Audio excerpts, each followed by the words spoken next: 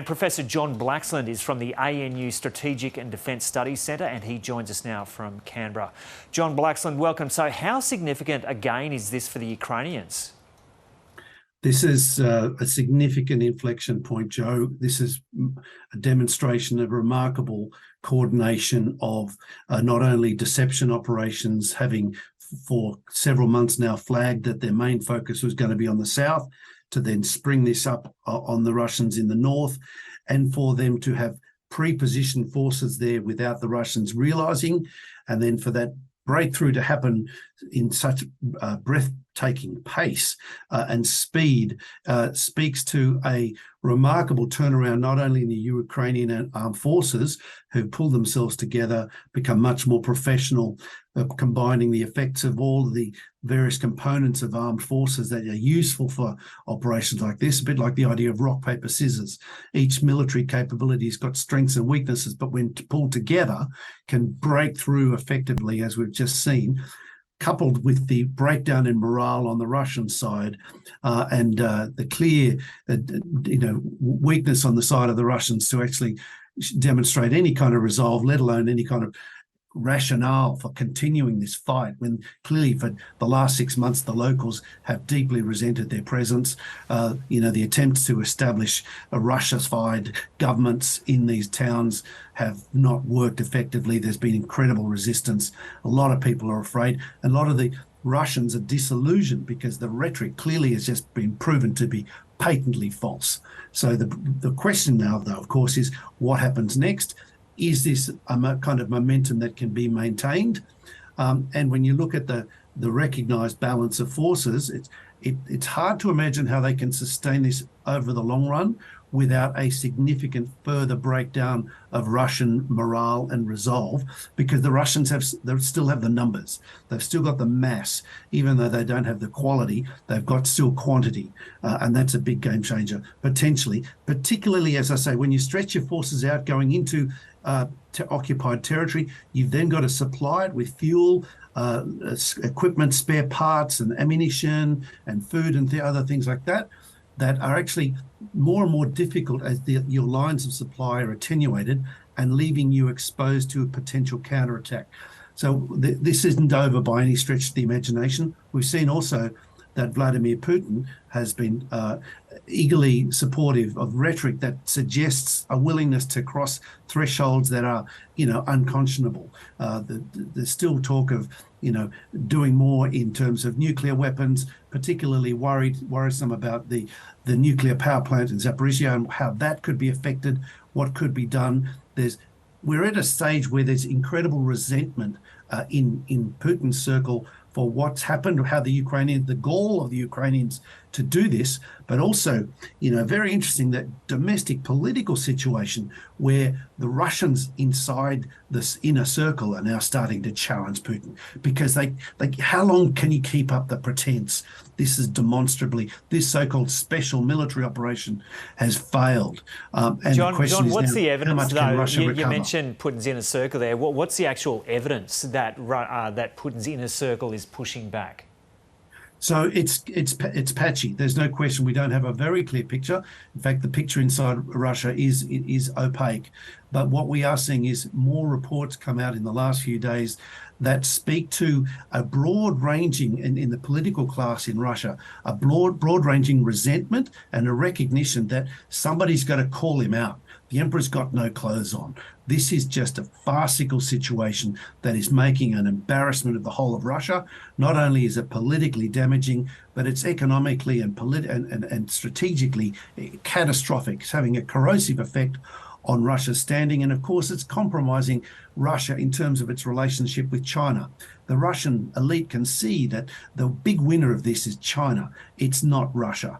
And so that points to a sense that Putin's own confidence about his political standing is probably subject to, contestation in the coming days. And John, in your first answer, you were pointing to the tactical strength of what the Ukrainians have done in that Kharkiv region. But how much of a contribution was the Western supplied hardware to this counteroffensive as well? So not only the hardware, but the training. So that's Yeah. been a combination of training and hardware. But the HIMARS, the precision multiple launch rocket system that has a range of 80 kilometers, has been really very cleverly applied to, particularly around Kharkiv in the south, to destroy bridges, to get junctions, logistics support, junctions, headquarters, to dislocate and to degrade the ability of the Russians to continue to conduct offensive operations, getting at supply dumps and things like that. The Russians don't have that kind of precision munitions much anymore. They're relying on mass. Quantity has a quality all of its own, they say.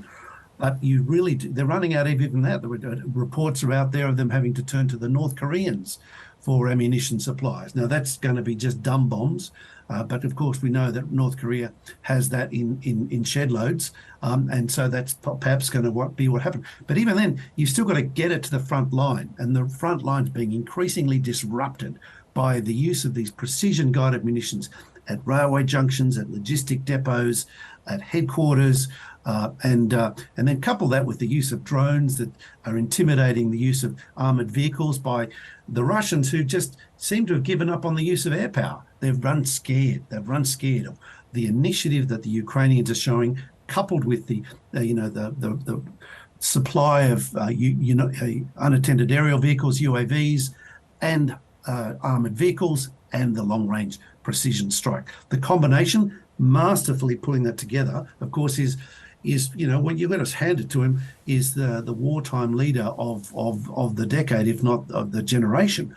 Volodymyr Zelensky has been masterful at playing a poker game of deception, of confidence. You think back, Joe. Let's think back 6 months ago when we first heard Volodymyr Zelensky talk positively, euphorically about the ability of Ukraine to win. It's like everybody thought, come on, this is the guy's on drugs. This is not going to happen. And yet now people are daring to believe him. It's extraordinary what's happened. So taking into account what's happened in Kharkiv over the past couple of weeks, what do you think is the possibility that the Russians will actually be pushed out of Donetsk? So, look, there is some possibility of that, but unfortunately, Russia still has some very dastardly tricks up its sleeve. It still controls the nuclear power plant at Zaporizhia, and we know that they could turn that into a dirty bomb as an act of desperation. I mean, they've already lost a lot. Who knows where they're going to go next? But there are other ugly things. We've seen them destroy electricity grids in various towns. There are other acts of perfidy they could yet perpetrate on the Ukrainian people and beyond, let's face it. So this is a wounded tiger, if you like, a wounded bear, perhaps is better metaphor, that still has the ability to strike back. It's not yet down and out. So while it is very remarkable to watch what we've seen over the last week, an incredible collapse of the Russian resolve, the abandonment of armoured vehicles, the troops dropping their uniforms and running away, and the incredible, professional combined arms deployment of force in a very direct and targeted way by the Ukrainians, adapting as they go, changing direction, and adapting to the openings as they present themselves. But that doesn't mean it's over by any stretch of the imagination. And Russia still has considerable resources to draw upon. Now, we talk about the so-called Third Army Corps being raised. This is something that will take some time to raise. So I don't imagine that this will be easy. And of course, the further east into the Donbass you go, you're going into more Russian, linguistically, more culturally, more Russian parts of the country. The question is, and we don't really have visibility on this, the question is how much has Russia's actions in their domain undermined Russia's goodwill and the residual, inclination for the Russian-speaking Ukrainians of the Donbass to be favourable towards Putin. And of course, that may well be further unravelling as well. So it's early days. We can't, it's too opaque to say confidently how it will unfold. I don't think this is going to end tomorrow, but there is what this added momentum potentially could do is if there is enough of a combination of a disruption of politics in Moscow, combined with the battlefield effects in Ukraine, you could perhaps find an opening for some kind of peace agreement to be reached. I'm not overly optimistic, but I'm just thinking about the possibilities that could be out there. Otherwise, we're looking at this continuing for quite some time yet.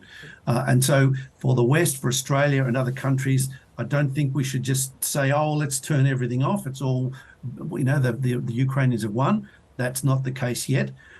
But in fact, the opposite is probably the case. We need to be thinking about how to further reinforce the Ukrainians, but also beyond that, how do we help the Ukrainians rebuild? Okay. And that's really going to be the big challenge. John Blaxland, always really good to get your perspective. Thanks for talking to us this morning from Canberra. Good to be on the program with you, Joe.